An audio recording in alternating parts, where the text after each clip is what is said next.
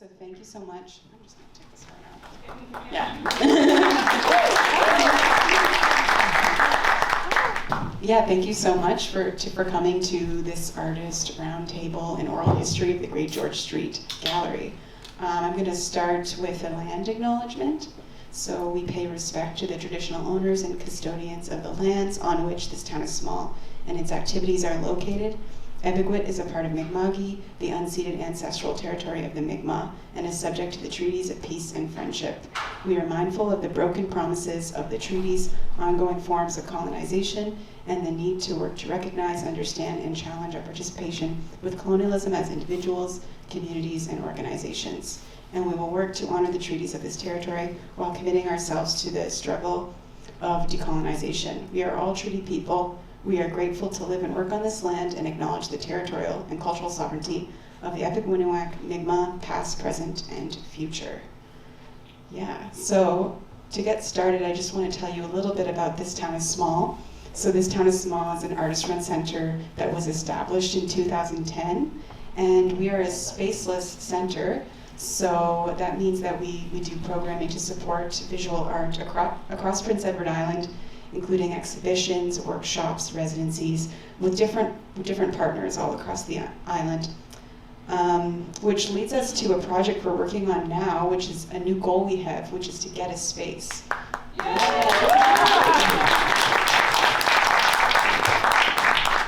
Yeah, so it's been a very exciting discussion and something we're really eager to work on.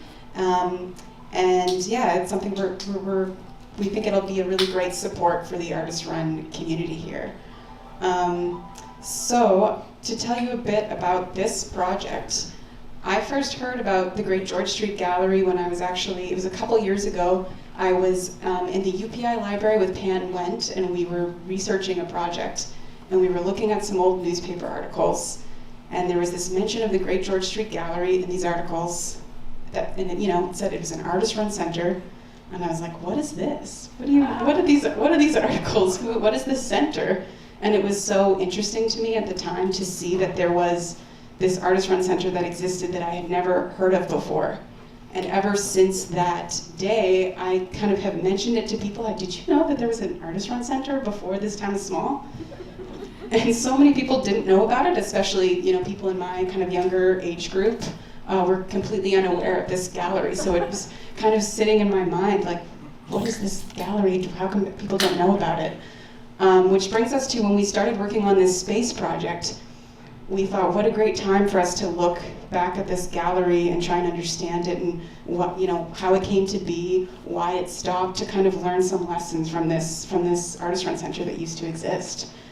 So that's what's led us to today. We've been doing interviews with former people who are involved with the gallery and learning more about it. So I just want to shout out some of our staff as well. Cameron Cassidy is a former staff member who did a lot of the interviews with the gallery. And also Ali O'Sullivan helps a lot with this project. Yeah, the snacks are thanks to Ali, so good job, Ali. And we also have Greg Ellison, who's going to be filming the discussion this evening. And Hannah Bridger, who has put this amazing slideshow together that we're going to enjoy. Lots of great photos. And we have Emily Shaw here as well, who's going to be working on our Read It Roll Halls project that's coming up as well. Yes, we're a really full team right now, which is really incredible. And so I also just want to thank MLA Carla Bernard for being here tonight as well. It's great to see you here in the audience. Thank you so much. And I also want to thank the City of Charlottetown for supporting this project, and also Innovation PEI through the PEI Culture Action Plan as well. And just some quick housekeeping. There's food on this table and another table over there, so please feel you can get up at any time and grab some food. And the bathroom is just outside the door here, so feel comfortable getting up and moving as you need to. That's totally fine. And without further ado, I'm going to introduce our moderators. So we have Dr. Laurie Brinklow. Laurie is a writer, poet, editor, and former book publisher, and now an assistant professor in the Island Studies at the University of Prince Edward Island. Her academic research focus is on the role of art and storying in creating islandness and island identity. She was a board member and newsletter editor during the last years of the Great George Street Gallery, and much of her art collection came from the GGSG's famous miniature art draw and lunch fundraisers. Yeah, give it for Laurie. And we have Dr. Richard Lemm, who teaches creative writing and literature at the University of Prince Edward Island. His most recent book, a memoir, is Imagined Truths, Myths of the Draft-Dodging Poet. He has published 6 poetry collections, most recently Jeopardy, a short fiction collection, Shape of Things to Come, and a biography, Milton Acorn, in Love and Anger. He edited Riptides, New PEI Fiction, and Snow Softly Falling, Holiday Stories from Prince Edward Island. So I'll pass it over to the both of you.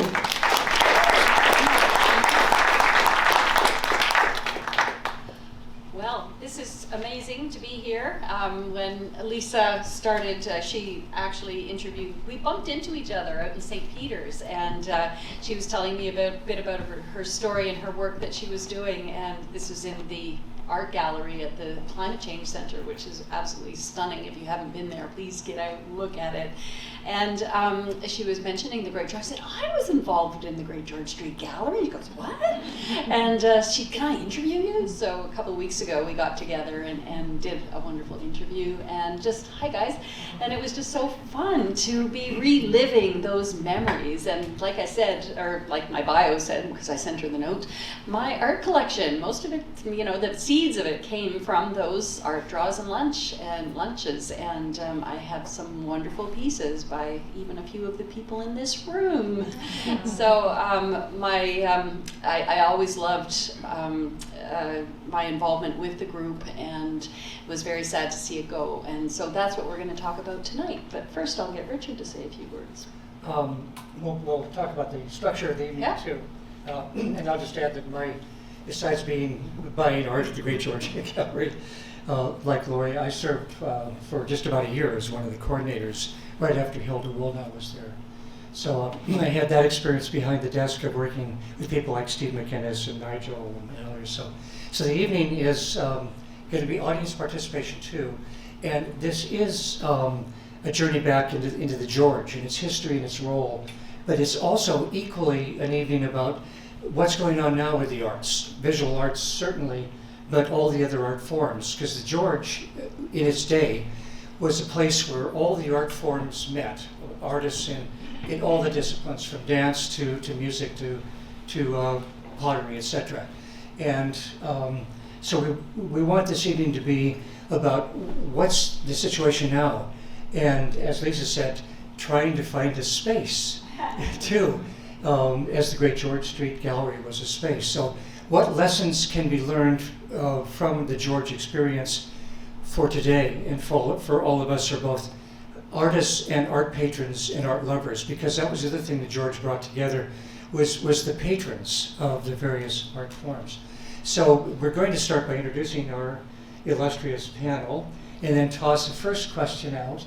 And then at that point, we do have 5 other questions, but it's going to be more kind of free-flowing. We'll also welcome questions from the audience and responses and stories, both stories about the George, if you were on the scene then, and also comments, observations from people who were thinking about the scene now, including, as Lisa said, the younger artists who are here this evening. So, I have the absolute pleasure of introducing Brenda Whiteway. So Brenda is a visual artist specializing in painting who lives and works on Etobicoke, the Mi'kmaq name for Prince Edward Island. She received a Bachelor of Fine Arts from the Nova Scotia College of Art and Design, and over the years has exhibited in numerous group and solo shows. Her work is in several public collections, including Transport Canada, the Art Bank of the Canada Council, the PEI Art Bank, the permanent collection of the Confederation Centre Art Gallery and Museum, and the City of Charlottetown.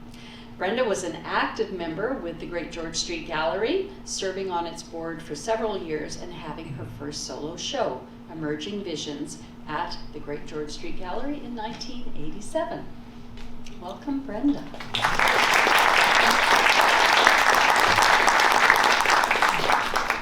And sitting right next to Brenda, after graduating from NASCAD, David Craig began his professional career at the Great George Street Gallery, where he was coordinator from 1979 until 1982.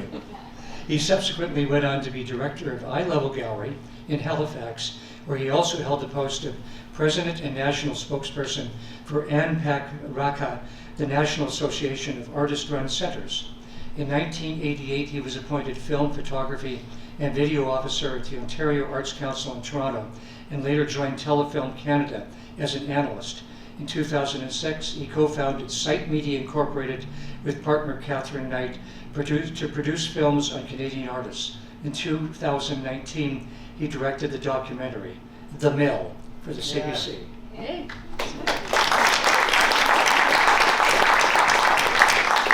It's so great to have you back here on the island. Finally, we have Nigel Roe, who studied fine arts and graphic design. He was a graphic design program instructor at Holland College for many years before retiring from the position. Maybe some of you had him as your teacher. Nigel used his fine arts training to develop a parallel career as a visual artist, printmaker, papermaker, and mixed media artist. He has exhibited extensively throughout the Maritimes, Canada, and internationally, and his work is featured in many corporate, public, and private collections. His involvement with the Great George Street Gallery started with his move to the island and discovery of the art community here. That must have blown his mind, because it was something, where he worked with Hilda Woolnough and others to build the gallery as an artist-run exhibition space. Welcome.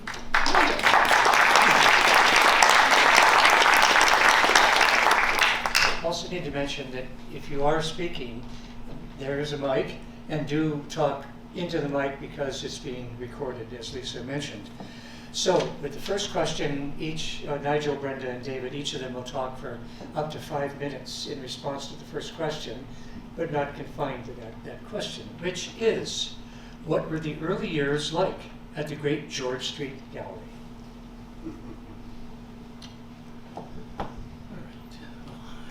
I'll take the mic first. Thanks very much, Richard and Laurie. It's nice to be back amongst a group of people, some of which were there and some of which had never been there, and that's all wonderful. But yeah, as was mentioned, I arrived here from Montreal, where I grew up, and I won't give you the backstory of why I came here, but I did in 1977 originally, and then came back in 78. And when I got here, you know, back in those days, you didn't Google anything to find out what was there. You just showed up and hoped there was something there. Until I discovered that, yeah, there wasn't a whole lot here, but some wonderful vistas, some very nice people, and I, through the grapevine of just talking to people and wandering around, I heard about this mysterious woman, Hilda Woolnough, who was ensconced in a rather large house up on University Avenue and had a burgeoning kind of gallery space there known as Gallery on Demand. And so I went and visited her one day, and we kind of hit it off and became the best of friends. And I still think of her in a lovely way. But that was my introduction, and we talked quite a bit about having a space and a gallery and the potential and what could be done. And then the more I knew Hilda, the more I realized that the arts community here was enormous for such a small place. It was huge. There were people coming out of the woodwork, and once Great George was actually established as a physical presence, and people started showing up with work. It's like, I'd like to show mine. Oh, you're another artist. And these musicians would come, and there were dance people and theater people, and literally it was a greeting place for everybody in the arts.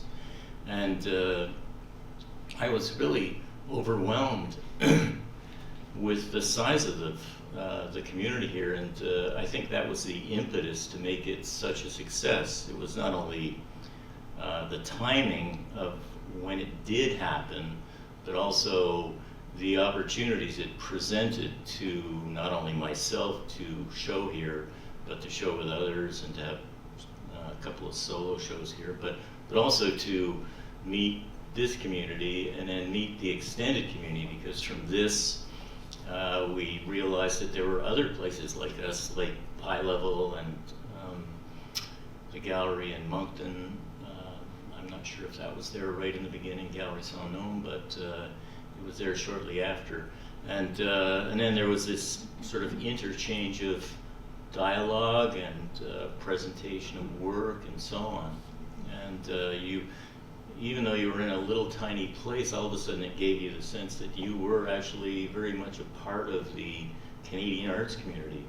And the opportunities at that time were, for a young artist, seemed endless. And I think probably they were. Excuse me, collectively it was up to us to take advantage of them, and we really did. We tried to lock into literally anything we could find, any source of funding, any opportunities that existed, any chance to send a piece of work somewhere or have it picked up and dropped off for somewhere else and so on. So in the beginning it was a spark in my own career, because I came from Montreal with a marginal connection to a gallery there, so I could live here and ship the work back there, and that was good. But I never had that real connection to the Montreal art scene. It was really just established here, and it's well, as I met my wife here, and we both said, well, yeah, I love living here, but if we find somewhere else, let's move. And so, well, here we are. I've changed my name, if you notice from the slideshow. I was Roe, now I'm Roe.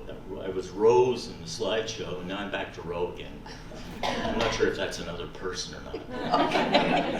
Anyway, I'll let it rest from there and see what the questions come. Thank you. Thank you. Go ahead, David. Okay, can you hear me? Well, I want to begin by evoking a number of names, people who were involved with the gallery. First person I met was Ken Garnham. And of course then it was Richard Gould and Hilda Woolnough, Erica Rutherford and Gail Rutherford, Joe and Ann Sherman, Matthew McKay, Laura Brandon, Carmen Glover, Robert Katz. I mentioned these names, and there are many others, Nigel being one. These are all people who really made up that gallery, and I think intrinsically it's the people I remember and the relationships, very profound for me. Working with the artists, the board members, the people who came out to the shows. I think it's really important to remember that each of those people contributed so much to making the gallery what it was, and committed themselves to making that space for culture. And it was visual arts, it was we had music, we had literary readings, we had lots of other activities. Scott Parsons had his first concert there. So for me, it really is about the people that I encountered and inspired me to, do what we did together at the Great George Street Gallery. They contributed to the newsletter, they, served on committees, they worked on fundraising. Each of them had a distinctive career. And collectively, that made the Great George Street Gallery. That was a cultural space, and as Nigel pointed out, the community was surprisingly extensive, very diverse, and he really felt inspired to, create programming around the type of things that people were doing and were contributing. I guess I came in the middle period. I wasn't involved in the founding of the gallery. So I followed Ken Garnham, who was the coordinator before me. And I had come from Halifax, and I was aware of the artist-run network, and I was also drawn to apply for the job because it was being funded as an artist-run center, and I was familiar with the artist-run center movement just barely. I had my first exhibition out of school at the Center for Art Tapes in Halifax, and so I had no idea about the Great George Street Gallery, but I knew about the funding program that was sponsoring it, or part of the sponsorship of it. And so I felt that maybe I could navigate through that. But really it was a formative experience in so many ways. I learned to work with a board, I learned about how to make a program budget, how to apply for funding, how to navigate all the various relationships that are required to make a space work, and also again working with the folks I mentioned and many more I would like to mention. It was that personal experience of working with these personalities that really made it for me a worthwhile experience and a meaningful experience, and one that has stayed with me vibrantly over the years, and with relationships I continue to have over the years that exist today. And so I see some friendly faces in the audience from that period, and I'm just overwhelmed. It's extremely powerful experience. Beautiful, thank you. Yes, we do recognize some of the people in the audience that he mentioned. Brenda. Can I be heard? Yeah, oh good. I came to the gallery just maybe a little bit afterward. I guess it was maybe around 84, maybe 85. And I grew up in rural PEI along a red dirt road, and I would never have even thought that art was a consideration. It simply wasn't around me in any large way. I've come to recognize that there were lots of artists in the community, but they would not have called themselves that. Around that time when I was growing up, there was a wonderful influx of people. I think it was around the time a lot of so-called back to the landers were arriving, and they provided this wonderful energy. And I think part of that energy flowed from people like Hilda Woolnough and Richard. So my art teacher in high school was from Georgia. She and her husband had come up, I think, probably dodging the draft, and they built a Buckminster Fuller type house, and she opened my eyes to to the possibilities. So I ended up going to NESCAD, and then upon arrival back to PEI, it was odd. I'd spent a little bit of time in British Columbia and going to Simon Fraser, encountered Jeff Wall, who was quite well known, and then a little bit of travel in Europe. So back to PEI, and ended up living in Charlottetown, and it took me a little while to discover the Great George Gallery. First encounter was Nigel, and some of his marvelous silkscreen prints. And then somehow or other I got hold of a postcard. I think maybe, I don't know how it arrived, but Hilda maybe was behind it, and it felt welcoming. I felt like I wasn't, some kind of an outsider. So it was a welcoming place. And I'll just echo what Nigel and David have said, and it's the relationships that were formed and the warmth and I guess the encouragement that I found in that gallery, a sense of community. And again, it was the cross-pollination of all these different art forms, music, literature, poetry readings, all kinds of things were happening at the Great George.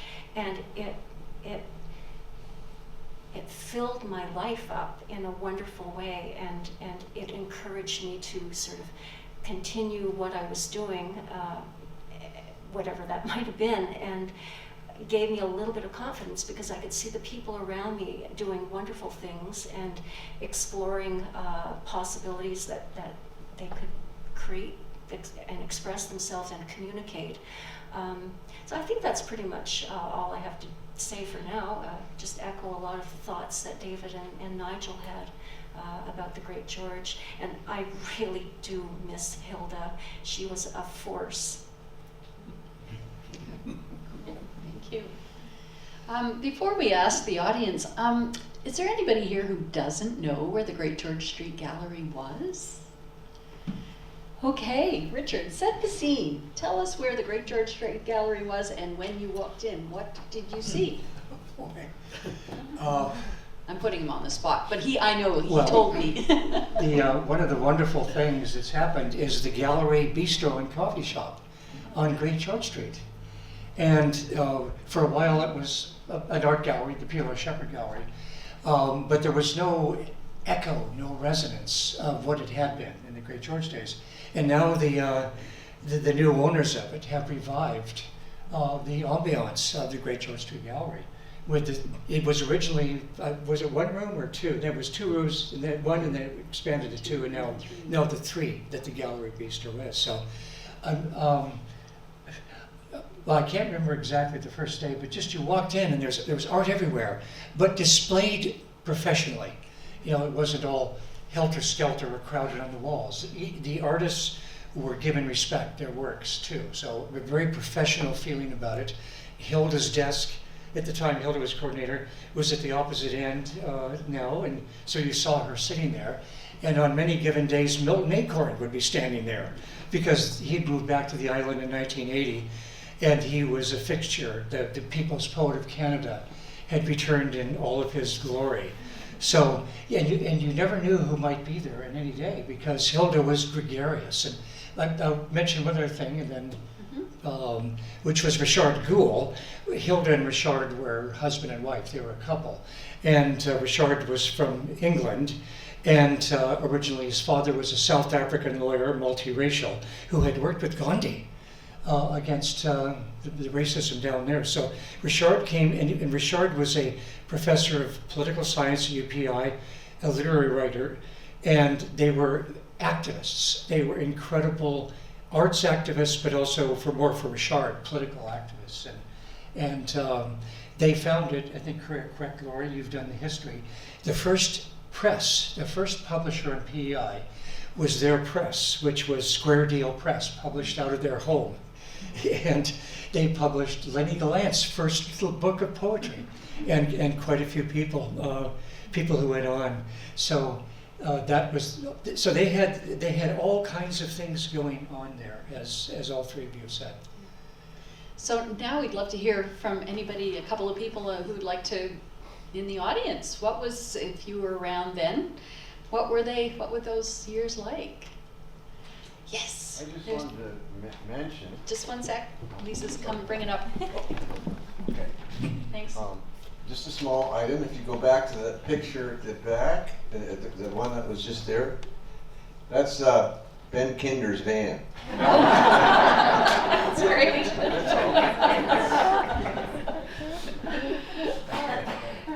It's buried in Argyle Shore. It became a root cellar. A van becomes a root cellar. This is recycling at its best. That's terrific. And Ben was a very important person in the gallery too, for quite a number of years. And then he moved over to Convent Center. to work there. Sorry, Lisa to Lisa? Well, I was just going to say it was a painting studio, a traveling painting studio. Oh, okay. Oh. All right. For Ben. Huh. Well, I'm sure we'll, oh, there we go. Good, thanks. It's, I wasn't here, not involved, so this is just a comment about the space. The physical space is so beautiful, and I had a coffee there today. And, and David, you said when you thought about taking a job there, there was a structure. And so it just makes me think how important it is to have a physical space. And especially when we talk about spaces can have memories too. And in a town that has a high tourist population coming in and out, it certainly seems like a physical space that begins before someone and ends after. It endures beyond just a change of staff. Thank you for that. Speaking of book launches, JJ Steinfeld, where are you? Way up there. Your first book with Ragweed Press, where Laurie and I were working, your first book was launched at the George, is that correct? There it is. And that was my very first editing project at the Apostates Tattoo. Way to go, Brenda. And I remember you reminded me tonight, and I remembered it. Well, why don't you tell? Lisa's bringing the mic up. I just want to point out that Libby Oughton selected an artist to do the first cover, and I got to approve it, and it was Ben.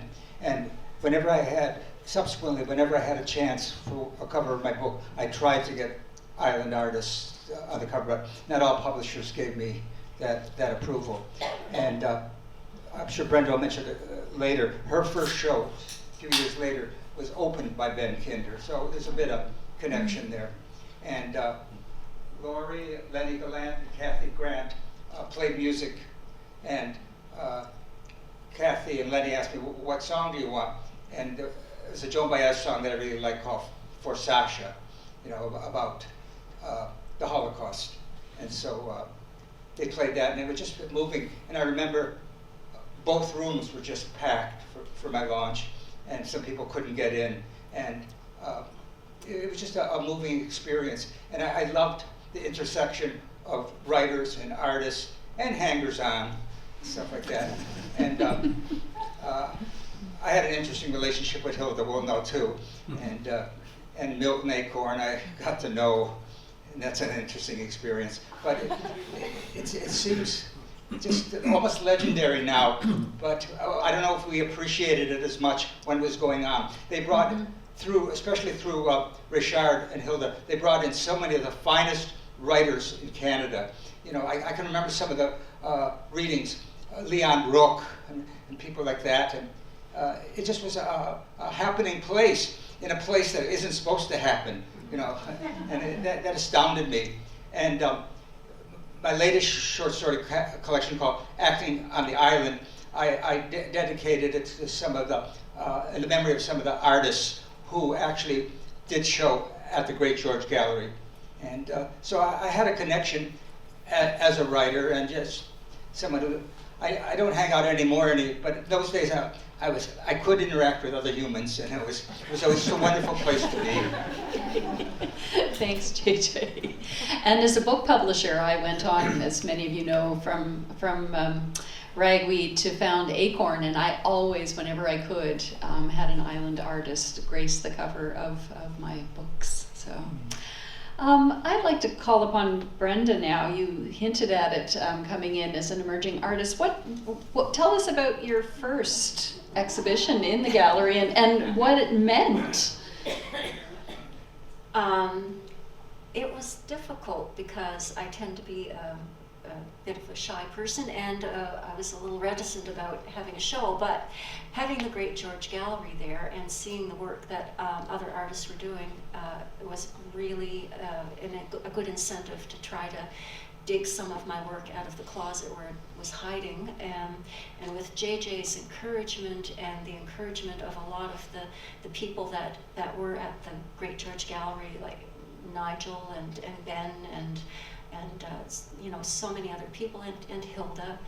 I got up the nerve to submit a proposal, and the programming committee looked at it and approved a show for October 1987. It's a long time ago. And I was painting furiously. I wanted to have a significant number of pieces in the show. And when I hung that piece that is behind me there, when I had brown hair, it was still a little bit tacky. It was still a little bit wet. And Ben hung the show for me, and I asked him to open the show for me. It was quite the experience, because it was the first time that I dared show my work, and it was a leap. But having that structure there, a gallery where you could actually exhibit work, it was a life ring for me. It was so important to have that community and to have that support system, really, to be able to show what you were doing to other people and get a little bit of feedback. Funny little story, and I'll be fairly brief. Around the same time, in October 1987, that my show was going on at the Parallel Gallery, there was another show going on at the Confederation Center, and it was a retrospective of Joyce Whelan's work. Joyce Whelan came to town, and she was giving an artist talk at the Confederation Center. JJ and I attended, and I was in awe, and I remain in awe of Joyce Whelan and the work that she did. She was a pioneer and very supportive of artists. After Joyce's talk, JJ went up to her and said, "By the way, Brenda, my friend, has a show at the Parallel Gallery just down the street. If you have a chance, just, maybe you could drop by." Well, she did. Mark Holton, who was the director of the gallery at the time, went over, and Joyce wrote lovely things in the guest book, and one of the things was, "You should purchase some of this work." And lo and behold, a short time later, I was contacted by the Confederation Center, and they purchased a self-portrait that was in the show. So it was a way to exhibit what you were doing, and luckily the timing was great, and I made a connection, and that was the only piece that sold in the show. So anyway, that was the emerging artist experience. Yeah. I have the opposite end of that story, actually. I was volunteering at the gallery that day, and Joyce Whelan walked into the gallery and was looking at the show. She was really into it. She goes, "Well, what did the people at the center say? What did Mark Holden say?" I said, "They haven't been over." She kind of looked at me, and she goes, "Okay," and she left. About 20 minutes later, she hauled them all in. So she left, went and got them, and told them to get their asses over. I didn't know that. And she's always been, I still remember that, and I was just blown away, because we all had seen that retrospective, and it was just amazing. Mm-hmm. And then she acted like, here's one of the major artists in Canada taking her time to support a younger artist, and it really impressed me. And she was such a fine. That was just a generous act. Incredibly generous. Yeah, but the look she gave me when I said they haven't been over yet, and she went and got them. They weren't getting that. That's wonderful to hear. I had no idea. Oh, Stephen. I thought I might have mentioned that to you. No, that's wonderful. And that's always been in my mind every time I think of Joyce Whelan. So, Stephen, keep the mic. Yes. You probably have a similar story, or being back when your hair was kind of red. Yeah, I had hair back then. But actually, looking looking at your title there, and it's Emerging Visions, and I'm thinking, at that time there was no such thing as an emerging artist. Like, you were a student, right? And you went to places like the Great George Street Gallery to become an artist. So like Nigel was my teacher, and he told me one day to go down to the gallery, and I went in and I met Hilda. And we had a good conversation, and over time I started volunteering there and hanging out. You go in all the time to see shows, and you started being mentored through these organizations, and you started off as a student.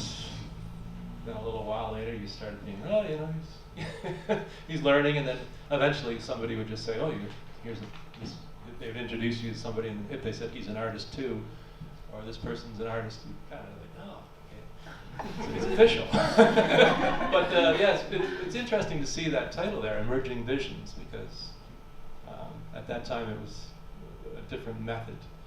And but I remember the Great George Street Gallery. It was like, this is before internet, before anybody had a cell phone. So if people were coming to town to meet other people, they would meet at the gallery, because that's, before they went out to a restaurant or something, or a show. And so it was kind of also like the meeting place for the whole island artist scene. So you did meet everybody. Like there was one point in my life when I knew pretty much any artist in PEI, and it was through the Great George. Thank you. And I think one of the things in our conversations with Lisa, wherever, there she is, was that now perhaps there isn't as enough interaction among the generations, even within one arts discipline, let alone the different artistic practices. But then, because I remember when my brief term as coordinator, you were one of the, we would say, young artists, an artist, but not emerging, but everybody was there, like Erica and Gail, Hilda, the more senior artists, and Nigel, and then there was Stephen, who was just starting to show his work and still studying. And so all the generations were just hanging out together, going down to Pat's Rose and Gray, which is now John Brown's, which was the hangout. Also, I remember having beers with JJ and Lenny Gallant. You two would meet up there, and we would sit and. Before I got my UPI gig, we would artists don't make any money, So I wanted to tell one more story about the opening art show, a first exhibition, and particularly because Brian Burke's partner, Judith Scherer, is here, dancer and choreographer. So I had first met Brian when we came in 1983. I was moaning to Libby Outen. There ain't no blues on PEI. Who's playing the blues on PEI? And she said, let me take you down to Brian Burke's. So he was living on Powell Street, renting a place, and went down there, and there's a bunch of guys playing the blues. So this was cool. And then so got talking, and it turned out Brian is also studying with Henry Purdy, I think. I'm not sure if with Nigel. And so Brian then is working on his art, and Hilda says it's time for a one-person show. So one evening, and there were 20 or 24 works there, and he'd done 2 portraits of Milton Acorn. And like we were just hoping, because I wanted to get there at 7 o'clock sharp, Libby, darn her, had let a certain lawyer who bought a lot of art from the Great George, let him in early, and he bought one of the Miltons. But there were still all the other ones left. And so I managed the show sold out in something like 20 minutes. Yeah, just the red stickers. I was fortunate enough to get one of the pieces. And Brian's was just like, he was, maybe I'll sell one work. Well, he knew the Milton was going to go, maybe 2 works of art. And so that was the start of Brian's money-making professional career too. And what, $600 a painting? They were $400 each, and these were, substantial paintings. So things like that would happen, and everybody was just thrilled because Brian was a wonderful human being as well as artist too. And we were just, you might have been there that night, Nigel or Brenda, when that happened, and that occasion. Now, Richard, you have me thinking about my Brian and Great George Street Gallery experience. Maybe, Judith, you can attest to something that I'm going to say. I was there at the Great George Gallery one day hanging out. It was an afternoon, it was a sunny day, and the light was streaming in through those wonderful windows that they have in the front. And Brian was there. He had a stretcher and some canvas. And he was sort of floundering around with these items. And Hilda said, can somebody show Brian how to stretch canvas? And I went over and we stretched the canvas together. But yeah, I don't know, Judith, if Brian used to stretch his own canvas after that or not. Not once, I saw him like that. I ended up stretching many. I took over. We didn't have much money, so I thought, well, it's cheaper to buy a canvas, but he already had a bit of arthritis too. Yeah. So we just didn't want to do any of that. Do you want to pass the microphone back to Conrad? Thanks, Conrad.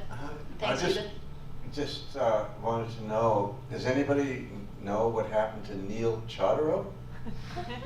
He was one of the, when I came here in 1975, he was one of the big artists around at the time. Yeah, I'm glad you mentioned his name because he was one of the first people I met in the gallery, and he introduced himself, and he was an American. I believe his wife Susie was American as well, and he was the most fascinating person. He had a medical background that he somehow melded together with his own painting, and he was highly successful even when he was here. And you know, he just all of a sudden he was there, this larger than life person who painted these quite large abstract paintings on oil, or oil on canvas, I guess. And he was a fascinating person. But it's funny you mentioned it, Conrad, because I hadn't thought about him for years, but just as I was coming down here today, I'd had sort of a flood of people connected to this place, and they were a couple that I thought, I haven't thought about them for years, but I wonder the same thing, whatever happened to Neil. I know they did move back to the US and moved around as their kids grew up, they went to university and so on, but I don't have any connection to him either. But he was another one of those many amazing people who were here. He was here already when I arrived and just working away in the woods somewhere. I think Sherman. Neil arrived with Norman Cohen. The two of them came up together. And Neil and Susie, you're right, went back to the States, I think because of the kids and the kids' education. And my understanding is that Neil stopped painting and became a teacher. And I think he taught math, which makes sense given that many of his paintings were sort of on a mathematical basis. But the last time I saw Neil was at Mark Gallant's funeral, and he was one of the pallbearers there, and I haven't seen him or Susie since then, although I have a couple of times heard that they visited the island, but I haven't seen them since then. Thanks, Anne. So we have, thanks Anne, we have one more question, historical question, and then we'll move on to the connection, the lessons for today and for the arts community. And would love to hear from some of the today. younger people So here in the this audience. final kind of historical question is, what happened to the gallery? What led to its demise?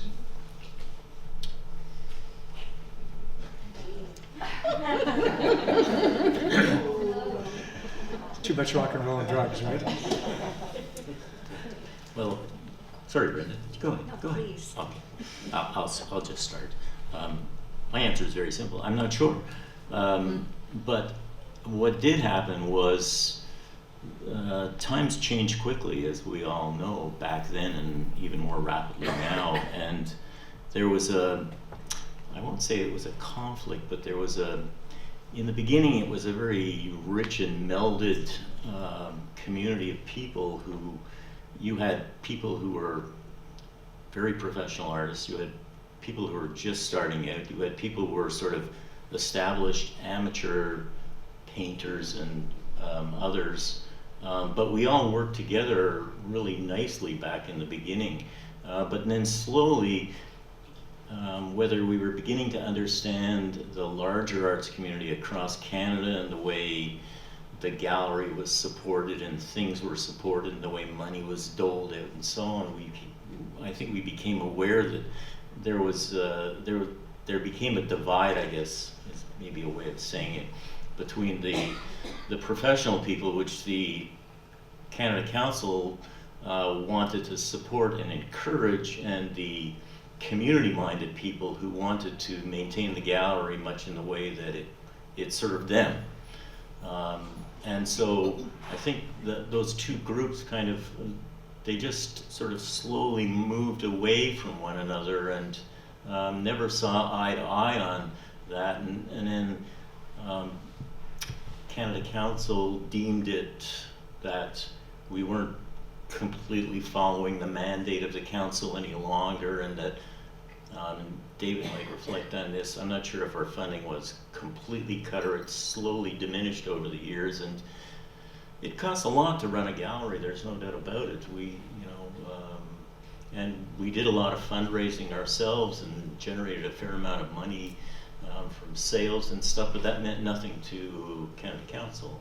And so as a result, without that core funding from them, it became incredibly hard to hold the space and hold the paid coordinator's position and so on. So I think that was probably, from my point of view, one of the camels that, or straw that broke the camel's back, I guess. Yeah. Sorry, Brenda, go ahead. No. Oh, Rick. Yeah. I guess this is where I come in. Although I was not there for the final stages of the Great George Street Gallery, but actually Brenda mentioned a term that I haven't really heard for a long time, which is parallel gallery. And so the idea, well, first of all, you look at the spectrum of cultural funding and the institutions that were built up in the post-war period. So you didn't have public galleries really in Canada at all. You had volunteer organizations that would start, galleries, and they would be extensions of, the volunteer sector at the time, and sort of haphazard. And then Expo 67, the fluorescence of Canadian culture and identity. And you had the federal government, build structures all across the country. Here in particular, the Confederation Center, massive project, built as a shrine. There was I don't know if you remember, in the Great Hall, there was this crystal ring in the middle of the Great Hall in the Confederation Center, which was the signet of the, emblematic of the position of the Convention Center as a shrine, Confederation. But there were public galleries created in every sort of province and every major city and minor city across Canada, and massive funding of infrastructure. So then in the 70s and 80s, well 70s I guess, late 60s, 70s, you had all this activity outside of that spectrum. So artists were starting to pick up, video cameras, doing performance work. They were, doing, they were breaking down the boundaries between the media.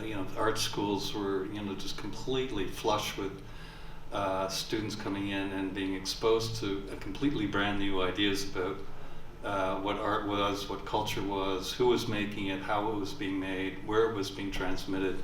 We were at the beginning of, again, 67 is the sort of the cultural flashpoint. We had new technologies being introduced, and the promise of new technology. We were a generation that were promised the internet. We didn't have it, but we knew it was happening. We knew it would be implemented. And so there was a whole range of activities that was never, I mean, they were antagonistic. I remember Moncrief Williamson at the Confederation Center saying, "I will never pay an artist fee."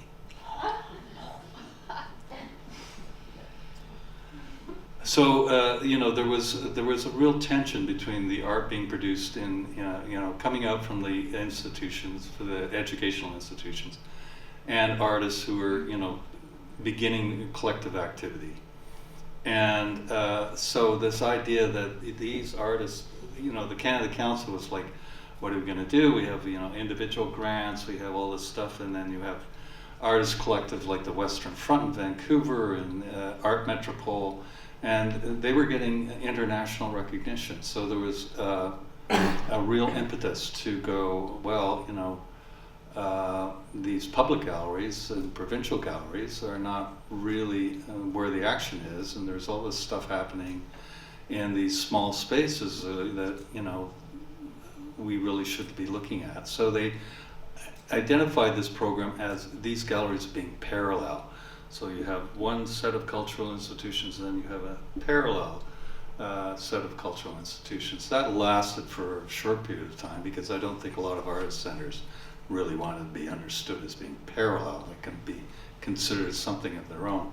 They were publishing magazines, they were publishing videos, they were you know, using photography, they were making film installations, you know, talking about Joyce Whelan. She's representative of a way of working that was never countenanced in the first generation of cultural institutions. She made films, she was, you know, she did quilts, she did prints, did paintings.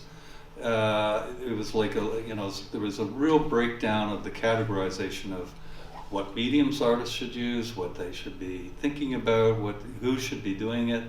You know, we've had, you know, people at the Western Front, and they had like 5 different genders and 3 different pseudonyms, and, you know, they were transgressive. So there was, you know, within the funding structure, some allocation of funds directed for this type of work. And it came with a particular type of mandate or remit.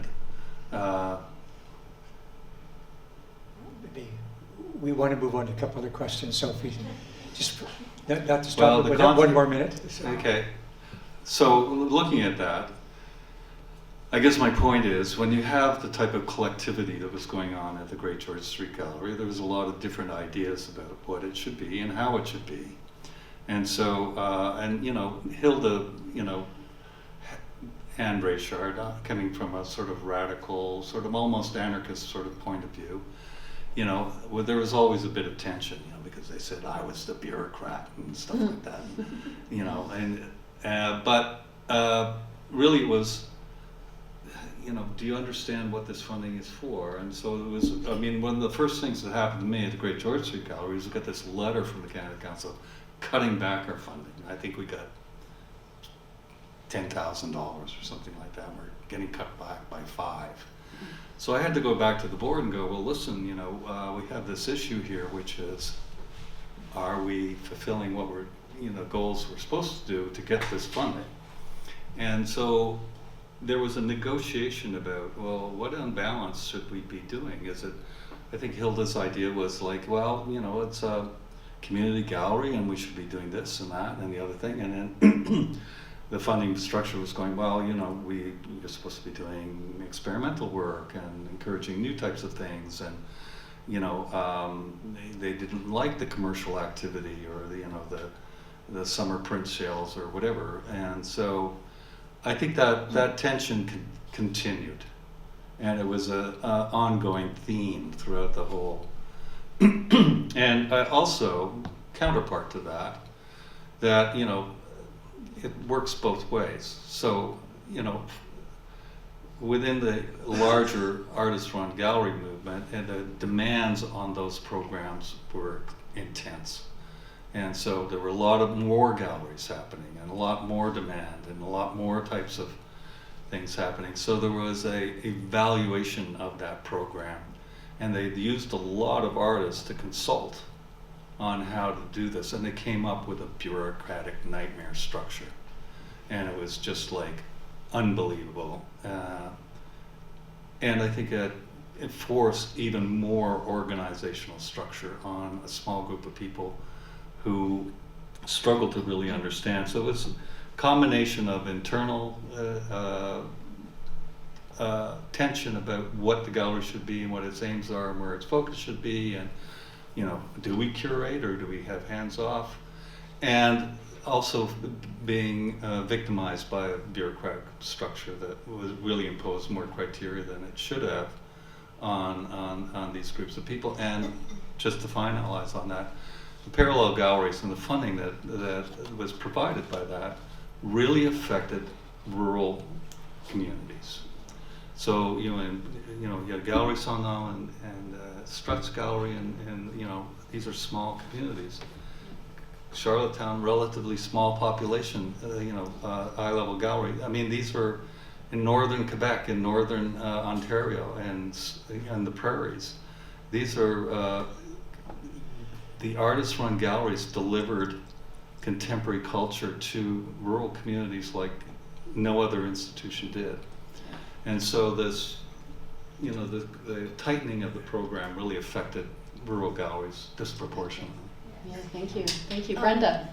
Well, I think that was just an amazing analysis, David, and it really gave me a lot of insight into what my contemporaries were experiencing when, during the mid to later 80s, we were experienced that death by 1,000 cuts as well. And in terms of the technology and the changes in communication and expression that David mentioned, I was going through some of the newsletters of the Great George, and one of the newsletters said, floppy disks are here to stay. The new year brought the dawning of the computer age to the gallery. This acquisition, an IBM PC XT, is part of a job development project successfully applied for during the latter part of 1985. But yeah, the whole kind of structure and the money kept getting less and less. And I think part of that whole scenario, at least when I was involved, and I think Stephen and Sandy Kowalik could probably attest to this as well.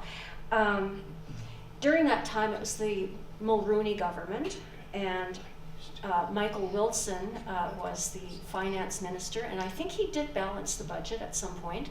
But I just found some numbers here. At that time, from a memo from the Canadian Conference of the Arts, dated November 21st, 1984, CBC, they were going to be cut back 8.5 million. Canada Council was going to be cut back 3.5 million, on and on. The National Film Board, 1.5 million cut. So Edith Goodridge was one of the people at the Canada Council at the time that the gallery was in dire straits, and Timothy Porteous was also on board at that time. And I kind of vaguely, I don't know if it's an imagined memory or a real one, but I kind of envision the Canada Council people visiting the Great George Gallery dressed in black, and there was this sort of funereal kind of feeling about the visit. And yes, we died a slow death. At what point did the gallery move then out of its space on Great George to what was upstairs from Pat's Rose and Grey? Gosh, I think 1988 maybe. Okay. Yeah. But we were having some wonderful programming then. Terry Groff, David Beaubier, 9 Newfoundland artists, I believe including Marlene Kreitz, very innovative contemporary artists. So yeah, it felt like a death. And that might have been a contributing factor of no longer being on the street, where you walk in, but being upstairs. So we're going to combine the last two questions, which is linking to George it's what it was with the present. So arts organizations are famous for having different personalities and goals, yet the George managed somehow to be a dynamic hub of artistic activity until it wasn't. Are there lessons we can learn from the Great George Gallery going forward, taking what worked and jettisoning what didn't? What's its legacy? How can we create more intergenerational and interdisciplinary connections among artists? How can we share our audiences rather than only compete for attention and funding? So we want to throw this open to all of you too, as well as the panelists. Anybody want to go first? Big questions. Anybody from our panel? We wouldn't be in this space Huh? if it wasn't for Hilda. Would you pass it? Yeah. Tell us the story for those of you who don't know. Well, when Hilda, when the whole gallery quietly died, Hilda's first reaction was to go out and start looking for somewhere else. And I can remember going around, because I was down here only in the summers at that time, because I was teaching in Toronto. And we hunted around, and she finally managed to get a deal with this building, which is not the perfect spot, but it's a great spot, but it's not the perfect building, put it that way. It was a bank, by the way, It was the a Royal bank, Bank. and it's a very peculiar shape when you see that everything's been done with it. It's amazing. But it meant that in Hilda's mind, in my mind, everybody's, that there would be a gallery. The printmakers, which we had started out at Pinette, could move into town, and there would be action. There would be a space for theatre. There would be a space for everything. And Hilda's idea, of course, we would have a fabulous garden on the roof, and a cafe, which would have been lovely, but it never happened. But, you know, it was that kind again. It was her get up and go, and the fact that she would not take no for an answer. It meant we're all here. We're in this space. Thanks, Gail. Legacy. And how can we build? How could we make this happen again? Taking the wisdom of us gray-haireds and combined with the energy of the young folks that are here and all this artistic energy that's in the room. I do have one. Yeah, Stephen. Sort of going back to some of the questions about the move, you are correct. It was a pretty funeral. It was like a funeral. And we had been on the street level, and they wanted us to move out of there. And the location we found was at the top of a very steep set of stairs above Pat's Rose and Gray. And we were having a meeting with the names you mentioned. I shouldn't mention them because before all this happened, Hilda and Richard had written a letter to the Canada Council airing their points and their argument. And I recall quite literally the meeting of the Canada Council. The letter was brought up, and they were essentially said we shredded the letter. So I was kind of taken aback. I don't know if they were joking. It was just strange. And then we talked about the accessibility, the problem with accessibility to the new space, and they didn't care. They literally said, as long as you document the exhibitions, present that in your applications. If nobody sees the show, it doesn't really matter. So it was a really strange time, and we did survive for a couple more years. And like Nigel says, we spent so much time fundraising too. People got really tired of always being asked to give paintings and energy to try to raise money because the funding kept on getting smaller and smaller. But above Pat's Rose and Gray, we did make something happen for a while there too. And sometimes the energy just goes away. You just get tired. Well, I'm hearing all the names I heard that you three, especially Nigel and David, you mentioned you honored these names. And those of us who knew them knew their active energy. But then, Lisa, you started out the evening naming the people that you're working with, younger generation of artists. So that's so vital. the Hildas and the Richards and the Nigels and Davids and the Lisas, and I can't remember all the other names too. To me, that's a huge thing, is people for whom, whether they were born and raised here or move here, say, this is my place and I'm an artist here and this is my community. How can we do this? Judith has the mic. May I just add something in connection to Hilda's? I was already living on Prince Edward Island when Hilda received this building, and I thought it was just absolutely fantastic. Brian and me saw Hilda once in a while and talked about it, and I thought, I heard from her vision that it should be a building open to as an interdisciplinary space where all sorts of things would happen, very much in the spirit of you know, the Great George Street Gallery, as she ran it maybe, an open space. And I feel very sad what happened to this building, in the sense that the visual artists were pushed out. I remember there was a big debate going on, should the visual art be upstairs? But there was the connection about, yeah, well, what are we going to do about the theater people? They need a large space. And I find we should really think, if the building is here, Hilda really made it happen. And I found we did not really respect what she wanted that the building would become. And I think it should be turned back into a space like, for example, what's that famous a place called in London, where they turned it into an art space? I was there not too long ago. Very famous, what is it, contemporary space? Tate, yes, Tate. And there is this gigantic space there, you know, and then there are various galleries. And I think we should redefine this space and make it into a multidisciplinary place where it's shared. I find right now we are, what was created in here is the same thing which already happens across the street at Confederation Center, kind of a commercial theater.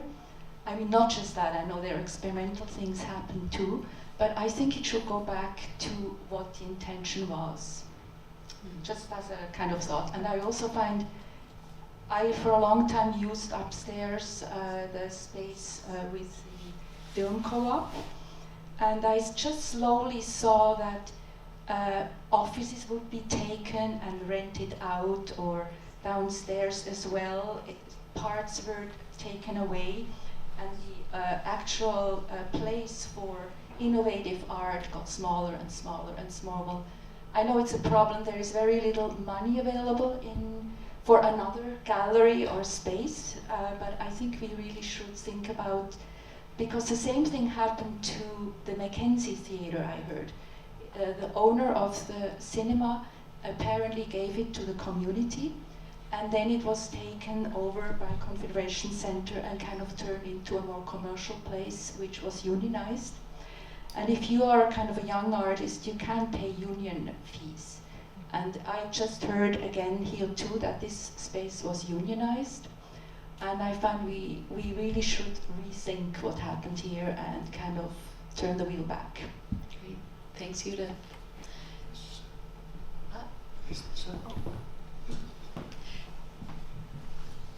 Yeah, I just want to expand on what Edith was saying, because I totally agree that, you know, like, I think the best art thrives in spaces that can host multidisciplinary practices, and this space in its current iteration is, like, it's so limiting what you can do in here, but you look to spaces like the Carriage House, where they're hosting art exhibitions and drag shows and dance parties and talks and film screenings. And they're incredibly welcoming to the arts community, and also very affordable, and they like reach out and they sort of like make the folks who run that space like really make an effort to connect with the community, to say like, hey, it's January and February and things are slow, and you know, we want you to come and use our space. And it's set up to sort of like host all of those different kinds of practices, and I think the community is really kind of rallying behind it. And it would be amazing to see this space get transformed back into something that can host all of those different kinds of things. Thanks, Megan. Can we leave one more word from here? Oh, we've got a whole bunch. I want the the panelists also to weigh in on this as well, but go ahead, Sean, and I don't know your name. Yeah, over here. I just want to take a moment just to say thank you to everyone for doing this. It's just mind-blowing, to say the least, to see the history and to experience it. But I'm just wondering, for any of the panelists, what does it, when you see things like the gallery, the original space announced being, like, as you mentioned, it's a gallery. Like, they're trying to kind of capture what it used to be in a sense. And then you see people like Lisa and her team doing what they're doing, young artists on PEI that are really trying to, and you obviously hear the passion of people when they talk about this space. Does that give you hope about, you know, the future of PEI art? Does it, and if it's not hope, if that's not the right word, like what does it make you feel about where we currently are and where we may be going? Go for it. We've never been more connected, and we've never been more lonely. And I think that's the challenge. I mean, people are disengaged somewhat. And on the other hand, the counterpart to high technology is high touch. So I think people want to have, you know, really tangible experiences. And I think that the tangible experience that people respond to is what we generally categorize as art. Art remains a very powerful, retains a very powerful role in our world, globally. So really, whether or not it's an institution or a space or wherever, you have to sort of believe that. You have to believe in art, and you have to believe in art making, and I think that it's challenging because you know, everybody's an artist right now. Everybody. You know, if ever you're posting images on Instagram, you're, you know, doing on Facebook. You know, and like when I was in art school, you know, there was a slogan written on the wall by one arts group, and it was like, art is all over. And that's sort of where it's at. It's all over the place, and it's all over as we know it.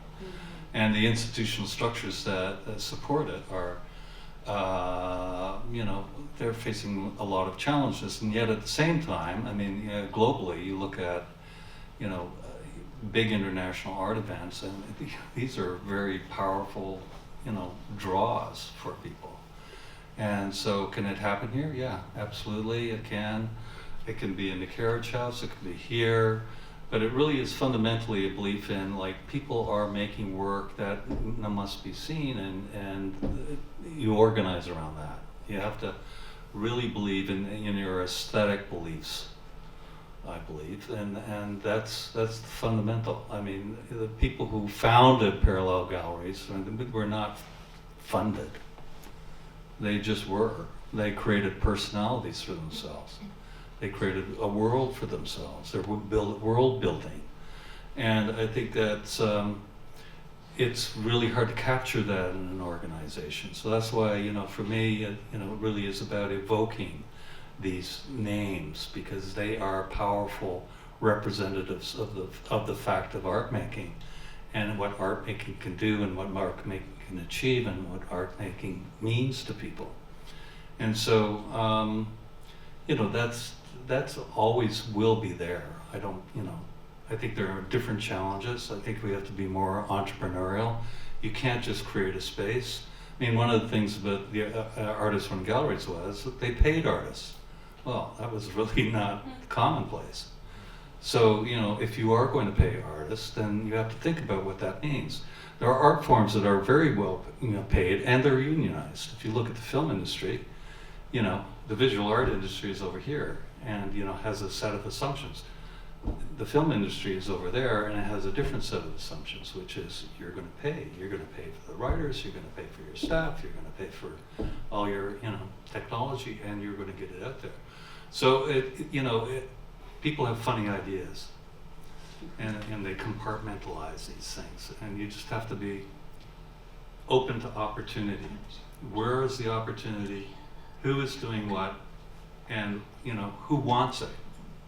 That's the other thing. Okay. Nigel. Nigel, and then we'll go to Eliana. Yeah, I'll just be brief on this.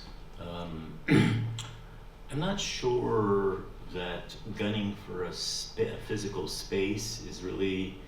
I know it's very admirable, and really everybody sort of that's everybody's goal in some respects. But I'm not sure gunning to have a physical space so badly is actually the answer, because I think in many respects, what this town is small has done is moved the art only because there wasn't a space out in closer to the community, and I think that's been the great value of the organization. Is now you can go and see a wonderful show when you're buying lettuce at the farmer's market, or when you're in the library getting your book or returning a book. There's a wonderful show in the corridor there now, and it's popped up everywhere, and hopefully it will. And it's a very leveling and encouraging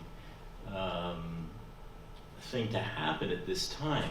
So believing in that we need a physical space is admirable, but realistically, and maybe I'm just looking in hindsight and reflecting on the hardships of the past, is it really the right move given the set of circumstances that exist? And as David reflected on, we are all artists, and art is everywhere. And even in Charlottetown, the presence of art is so much greater than it was even 25 years ago. And God knows when I came here 40 years ago, if anybody ever mentioned painting a mural on the wall, the world would flip out. But now you can walk down the road and see these wonderful pieces of work that, build a sense of community amongst not only the audience, but also the arts community as well. So, I don't know, I don't have an answer, I guess is the answer. So I'll pass it along. So one more comment, and then we should start to wrap up. Eliane. Good evening. My name is Eliane. I'm originally from Gatineau, Quebec, across the bridge from Ottawa, where I lived most of my life. I just recently moved here to PI to work for Innovation PI as a bilingual cultural development officer. I used to be with the Canada Council for the Arts. Not in the programming and communications, so I had no say in these matters. Also, I'm much younger than when that happened. First of all, I wanted to thank This Town is Small for organizing this. It's incredibly interesting, fascinating. Thank you all for sharing your stories, your anecdotes. For me, this is great general knowledge as I learn about the island's arts and culture, community, and history. I would love to see an exhibition about, I don't know if it's been done, but about the Great George Gallery and all of this. I think there's still lots of room to explore this topic. And coming from Ottawa Gatineau, we have SAW Gallery, an artist-run center, SAW Center, that was formed in 1973, I believe. And it's grown into such a wonderful, eclectic organization that does so much in terms of interdisciplinary arts. It's in the Arts Court building, which houses lots of different nonprofits, arts organizations. So it's really a hub, and I kind of see the space having that potential. I know that there are organizations here that rent office spaces, but seeing this become potentially a co-op, studios for artists, working spaces, living spaces for artists, just putting that out there. I'm not sure what has been explored. Again, I'm very new here, but those are just things that come to mind hearing you speak. There's similar things being done in Quebec City with the Méduse, artist-run centers that have joined forces to have a physical space. Physical spaces are not the only answer. Public art is extremely important for visiting people from outside, for tourists to see what is being done. But I think there's a space for both. And anyway, I'm very inspired by everything you had to say, and I think there's a really rich community here, small but mighty, and I'm excited to see how it continues to grow and evolve. Thank you. Thank you so much for that. we're coming to the end, but you have somebody else would like to say something?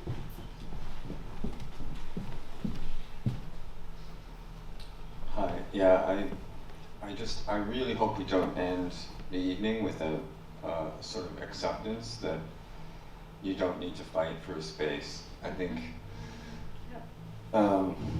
I think that, you know, if we, for example, if this space was to be dropped as a gallery, I think it would be a disaster in this town.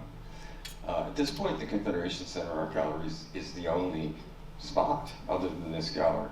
So I think it's really important to fight. I think there's a lot of joy in fighting in a certain way. I think Hilda, her entire project was a fight. It's a fight against death. It's a fight against letting these things be taken away from artists. And you know, I mean, I also think that when I came back here in 2010, Confederation Center Art Gallery, this very traditional bricks and mortar institution of a different era. This town is small, which was a kind of scrappy, very new organization at that time. Various other organizations that didn't have any history of collaborating, and in fact were created in some cases in opposition to one another, were able to collaborate and create things, art in the open, other kinds of projects, and really quite made it I really felt it was a pretty happening art scene here when I first came back. The pandemic and everything has really disconnected all of us.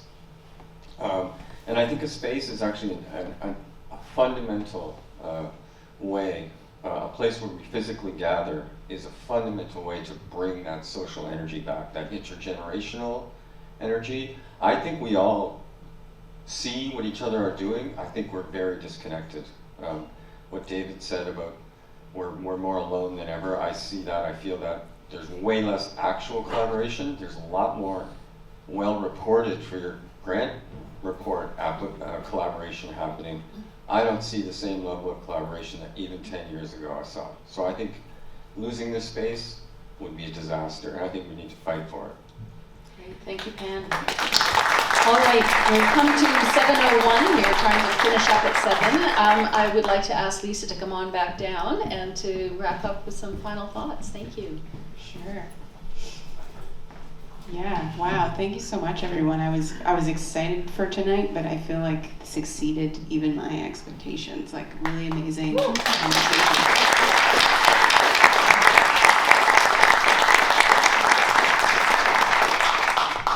Yeah, no, there's so many interesting ideas that came up, and I think like this town is small. There is some interesting, and those slides at the end there were some of our different projects we've done. There's a lot of interesting lessons in putting artwork in unexpected places and what that can do. And I think that's something we'll hold on to. Like, I think that's a part of what this town is small does and the kind of where it came from. And I think like a home base becomes a sort of constant in that, so that we can be really purposeful. And when we are doing these kind of satellite projects, that's kind of what my hope is that we can have this sort of home base, this place of connection where artists can come together. And then, you know, we can have these kind of outreach projects in addition to that. Other than that, let me think. Yeah, so going forward, like we did collect lots of articles and letters, which you saw glimpses of on the screen here. We are going to share those on our website so that you can actually read through them.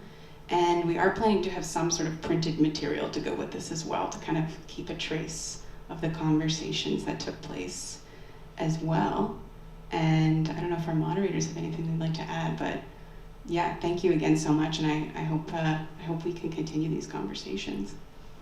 Fantastic. Thanks, Lisa. Quickly to thank our panelists, Brenda and David and Nigel.